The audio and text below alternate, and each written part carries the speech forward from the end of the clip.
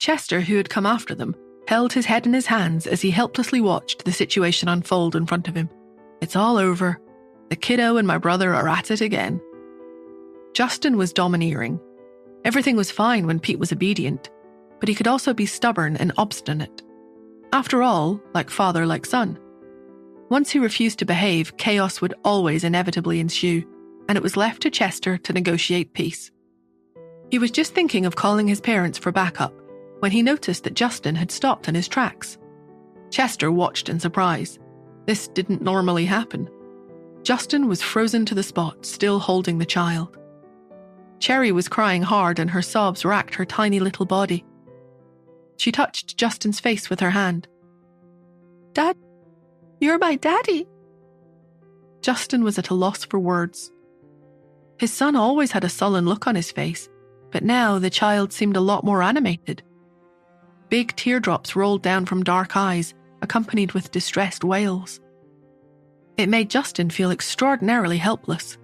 He had no idea why his son was so emotional. Hey, calm down. Stop crying," Justin said hoarsely. He stretched out his hand awkwardly, trying to wipe the tears away. A soft little hand grabbed his fingers instead. "Daddy." Cherry was overwhelmed. She finally had a father. She was no longer a child that had popped up by some unexplained magic. Although Cherry was lively and outgoing, she had always felt terribly envious every time she had seen other children being lifted high into the air by their fathers. The soft voice caused Justin to swallow back the cliched "real men don't cry" line he'd been about to resort to. He's only 5. He's still just a child.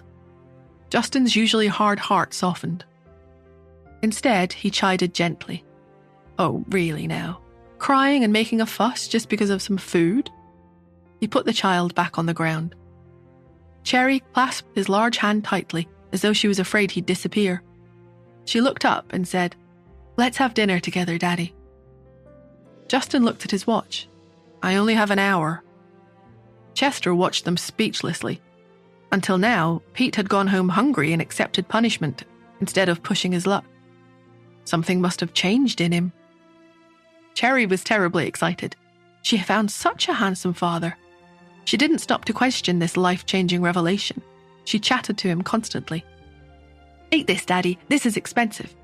"Don't drink so much juice, Daddy. It's too filling. You won't have space to eat much." Justin stared solemnly at this child who was behaving like a totally different person from his son. Chester, who joined them, whispered jokingly, "Justin, has Pete had a personality transplant?" After they'd eaten, Cherry took Justin's hand and walked toward the table in the corner. "Daddy, look, Mummy's over there." Justin looked where she was pointing and saw the woman again. She was leaning against the comfortable sofa in the corner, not paying attention to anything going on around her. She rested her head on one hand as she ate absent-mindedly, chasing the food around her plate with a fork. She was undeniably charming and had beautiful pianist's fingers. A child sat opposite her, only the top of their hair visible to Justin. He assumed it was her daughter. Justin stopped staring and bent down to look at Cherry solemnly. "She's not your mummy." "Yes, she is. She is my mummy." Justin studied the child and said harshly, "Remember this. Don't ever trust any woman, especially a beautiful one." Cherry's eyes widened in outrage. Why won't he accept Mummy? She started crying again, only this time they were hot, angry tears of sadness, not joy. "If you don't recognize her as my mummy, then you're not my father." Justin was getting increasingly cross, and his face showed it. His brain whirred as he thought, how has that woman bewitched my son to make him say something like that? He suddenly realized something and asked, "Did you come down here together?" Cherry replied, "Of course." It was as he'd suspected. It seemed clear to him now. Why else would he suddenly want pizza? Justin scoffed to himself. That woman had been flirting with another man this afternoon, and now she was once again trying to seduce him by using his son. It seemed the verbal warning he'd given her the previous night hadn't been enough. He spoke more forcefully this time. "You're not to talk to her anymore." Cherry looked sadly over at her mother in confusion, then up at her big, tall father. In the end, she gritted her teeth and headed toward the exit with Justin. She wanted to help her mummy bring Daddy home, and she jabbered away at him as they headed to collect his coat. "Daddy, isn't my mummy good looking? She's so much prettier than lots of celebrities. If you get together again, think how good you'll look. You'll make such an impressive couple." Justin stared at him in wonder. What on earth had that woman said to my son? Nora was close to falling asleep. She was curious as to why her daughter seemed to have been so exceptionally sensible the whole evening. She was usually such a fussy eater, but she hadn't picked anything off her pizza. She'd eaten the whole thing. Nora also couldn't understand why she was eating so slowly. That was different too. She was slightly worried. "Have you eaten enough yet?" Pete rubbed his belly. He knew that he'd probably be grounded by his dad when he got back upstairs, but he dawdled for over an hour because he was reluctant to part with his mummy now he'd found her. In response to her question, he smiled shyly and said, "I think I want another piece of cake." "Go ahead." Nora smiled back at him and then sank further into the comfy sofa and closed her eyes. Cherry had taken the opportunity to sneak back in and check on her mother, while Justin and Chester were collecting their belongings. When she saw how sleepy she looked, she felt guilty. Her mum had been working so hard lately, and coming out for dinner with her was taking time out of her sleep schedule. They hadn't even eaten together in the end. She shouldn't have gone with Daddy and left Mummy here.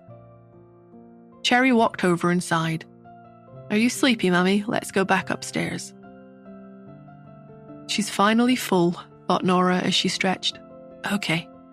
They left the restaurant holding hands. A minute later, Pete came back from the cake counter and saw the empty table. The light in his eyes slowly dimmed and his shoulders slumped. His father's deep voice spoke behind him. "Time's up. Where did you disappear to?" Pete's tiny body trembled. He turned around and saw his dad standing impatiently behind him. He almost shrank back in fear, knowing he'd be scolded for the evening's escapade. But the next moment, Justin bent over and picked him up. He even asked, "Are you full?" Pete was surprised by his dad's unusual behavior. He was expecting to be yelled at, not hugged. Why isn't he angry? Maybe he's decided to be nicer to me from now on. Nora was about to go to bed when the doorbell rang. She asked impatiently, "Who is it?" An unfamiliar male voice replied, "Miss Smith, my name is Hunt." "Hunt?" Nora got up. "Open the door, Cherry." To find out what happens next, download the Pocket FM app and listen to the audio series Saving Nora for free.